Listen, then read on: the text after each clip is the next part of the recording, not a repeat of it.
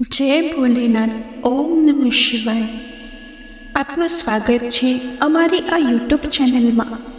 મિત્રો, જો તમે આ ચેનલમાં નવા છો તો હમણાં જ ચેનલને સબસ્ક્રાઈબ કરો. ધન્યવાદ. આપ સૌને શ્રાવણ માસની હાર્દિક શુભકામના. મિત્રો, પવિત્ર શ્રાવણ માસમાં આપ સૌ શિવ પૂજા માટે તો અવશ્ય શિવ મંદિર ગયા જ હશો. શું તમે ક્યારેય એ વિચાર્યું કે ભગવાન શિવની પ્રતિમા સામે નંદીની મૂર્તિ કેમ હોય છે? તો ચાલો આજે અમે તમને જણાવીએ નંદીનું મહત્વ અને તેની કથા.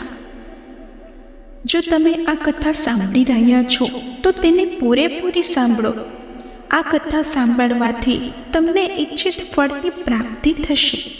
તમારા ઘરમાં સુખ શાંતિ બની રહેશે અને ક્યારેય પણ ધનની કમી નહીં રહે. તેથી આ કથાને અધૂરી મૂકી ભોલેનાથનો અનાદર ન કરો. જો તમે સાચા શિવ ભક્ત છો તો આ વિડીયોને લાઈક કરી સબસ્ક્રાઈબ કરો. પ્રિય ભક્તો, આપ સૌ જાણતા હશો કે પ્રત્યેક શિવ મંદિરમાં નંદીના પ્રથમ દર્શન થાય છે. નંદી એ મહાદેવનું વાહન છે. તે સામાન્ય બળદ નથી. નંદી એ બ્રહ્મચર્યનું પ્રતીક છે. જેમ શિવનું વાહન નંદી છે, તેમ આપણા આત્માનું વાહન શરીર એટલે કે કાયા છે. એટલે જ શિવને આત્માનું અને નંદીને શરીરનું પ્રતીક સમજી શકાય. જેમ નંદીની દ્રષ્ટિ સદા શિવની તરફ જ હોય છે, તેવી જ રીતે આપણું શરીર આત્માભિમુખ બને, શરીરનું લક્ષ્ય આત્મા બને એવો સંકેત સમજવો જોઈએ. શિવનો અર્થ થાય છે કલ્યાણ. તમામનું કલ્યાણ થાય એવો ભાવ આત્મસાત કરવો.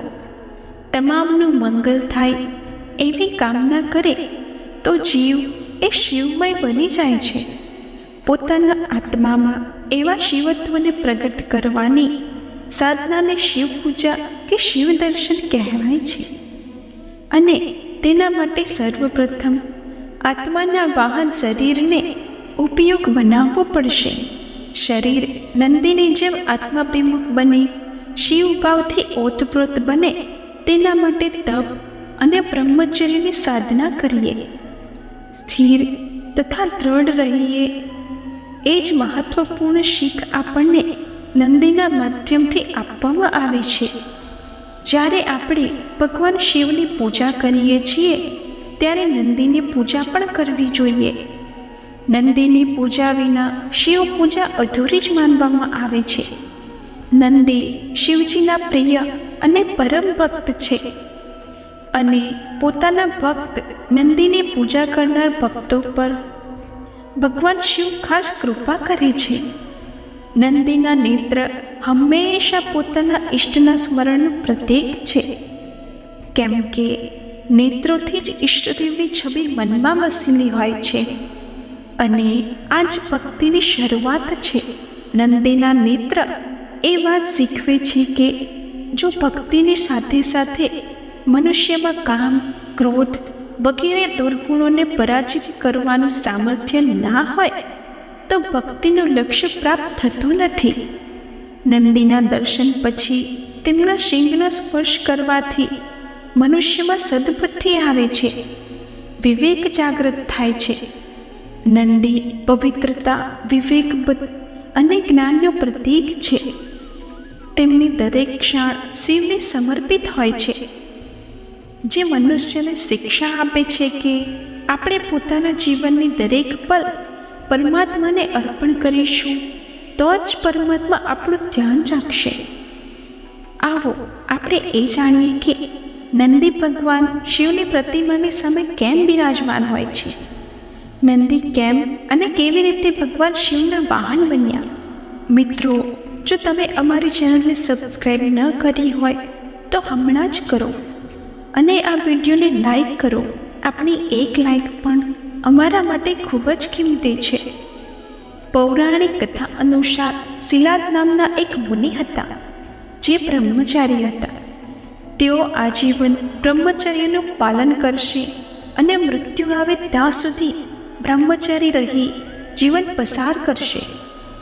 પરંતુ શિલાદ મુનિના આ નિર્ણયથી તેમના મૃત્યુ પામેલા પિતૃઓનું જ્યાં સુધી શ્રાદ્ધ કરવામાં ન આવે ત્યાં સુધી તેઓ ભટકતા રહે છે. શ્રાદ્ધ કર્મ કર્યા પછી જ તેઓને મુક્તિ મળે. તેથી પિતૃઓ ઘણા જ દુઃખી થાય છે. કારણ કે જો શિલાદ ઋષિ બ્રહ્મચારી રહે તો તેમને કોઈ સંતાન નહીં થાય, અને સંતાન ન થાય તો પિતૃઓનું શ્રાદ્ધ ન થાય. તેથી તેમને મુક્તિ ન મળે. આથી પિતૃઓએ શિલાદ મુનિને સ્વપ્નમાં આવીને પોતાનું દુઃખ જણાવ્યું. પિતૃઓની પ્રાર્થનાને ધ્યાનમાં લઈને શિલાદ મુનિએ પુત્ર પ્રાપ્તિની કામના સાથે ઈષ્ટદેવની આરાધના કરી. ઈષ્ટદેવે પ્રસન્ન થઈને કહ્યું, હે મુનિ, તમે જે વરદાનની આશા રાખો છો તે હું પૂર્ણ કરી શકું તેમ નથી. માટે આપ ભગવાન શિવની આરાધના કરો. શિલાદ મુનિએ ભગવાન શિવનું અતિ કઠિન તપ કર્યું. તેમના તપથી ભગવાન શિવ પ્રસન્ન થાય છે. ત્યારે શિલાદ મુનિ ભગવાન શિવ જેવા જ તેજસ્વી પુત્રની માંગણી કરે છે. ભગવાન શિવે આશીર્વાદ આપતા કહ્યું કે, હે શિલાદ મુનિ, જે પૃથ્વીના ટુકડાને તમે માતૃત્વ આપવાની ઈચ્છાથી આ યજ્ઞ તરીકે સમાપ્ત કર્યા છે, ત્યાં જ પુત્ર કામેષ્ઠી યજ્ઞ કરો. શિલાદ મુનિ યજ્ઞની આહુતિ માટે ખેતર ખેડે છે. ત્યાં જ તેમને જમીનમાંથી દાણાની વચ્ચે એક પુત્રની પ્રાપ્તિ થાય છે. આ પુત્ર મળતા તેઓને ઘણી જ ખુશી અને અત્યંત આનંદ થાય છે. અને શિલાદ મુનિ આવા જ આનંદમાં બોલી ઉઠે છે કે, નંદી. નંદીનો અર્થ થાય છે પ્રસન્નતા અને આનંદ. શિલાદ મુનિને જમીન ખેડવા માટે બળદોની મદદ લીધી હતી. શિલાદ મુનિને શિવ ભેટ તરીકે મળેલા પુત્રને પણ એક બળદની મુખાગ્નિ મળી.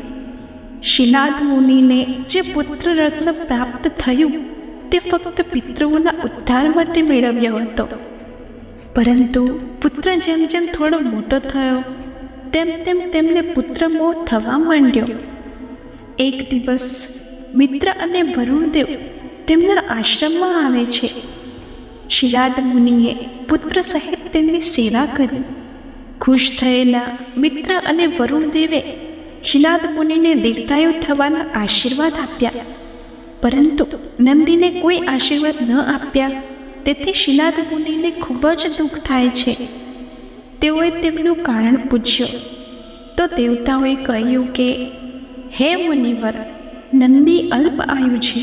16 વર્ષની ઉંમરે તેનું મૃત્યુ થઈ જશે. દેવોનું આ કથન સાંભળી શિલાદ મુનિ દુઃખી થાય છે.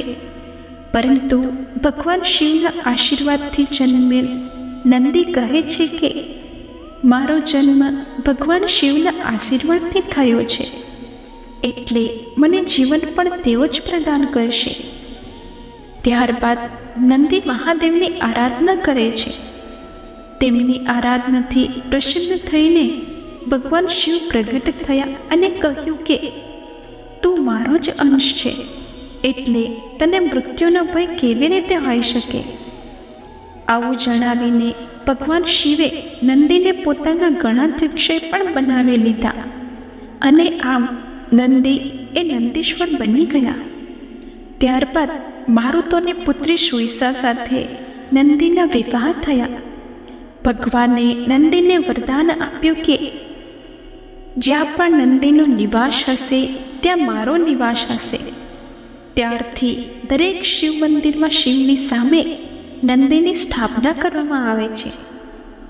મિત્રો, હવે આપણે જોઈએ કે નંદીના ડાબા કે જમણા કયા કાનમાં બોલવાથી મનોકામના પૂર્ણ થાય છે. આજે પણ ભક્તો તેમની મનોકામના પૂર્ણ કરવા માટે નંદીના કાનમાં પોતાની મનોકામના બોલે છે. પરંતુ નંદીના કાનમાં પોતાના શબ્દો બોલવાના કેટલાક નિયમો પણ છે. ચાલો જાણીએ નંદીના કાનમાં ઈચ્છા કહેવાની સાચી રીત. નંદીના કોઈ પણ કાનમાં ઈચ્છાઓ બોલી શકાય છે, પરંતુ ડાબા કાનમાં ઈચ્છાઓ બોલવી વધુ મહત્વપૂર્ણ માનવામાં આવે છે. નંદીના કાનમાં તમારી ઈચ્છા બોલતા પહેલાં ઓમ શબ્દનો ઉચ્ચાર કરો. એવું માનવામાં આવે છે કે આવું કરવાથી તમારી મનોકામનાઓ ભગવાન શિવને ઝડપથી પહોંચી જાય છે.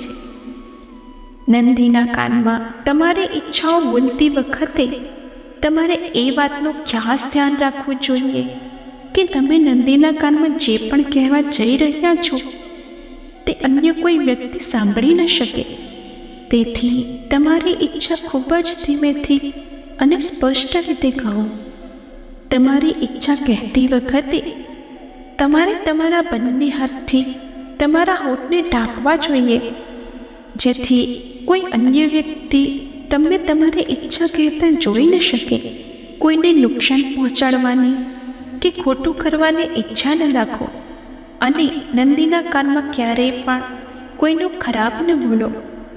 તમારી ઈચ્છા કહ્યા પછી ચોક્કસ કહો કે નંદી મહારાજ, અમારી ઈચ્છા પૂરી કરો. અને હા, એક સમયે એક જ ઈચ્છા કહો. લોભમાં ન પડો અને એક જ સમયે ઘણી બધી ઈચ્છાઓ ન કહો. મિત્રો, આવી જ અવનવી કથા તેમજ જાણકારી મેળવવા માટે વિડીયોને લાઈક કરી સબસ્ક્રાઈબ કરો. જય ભોલેનાથ.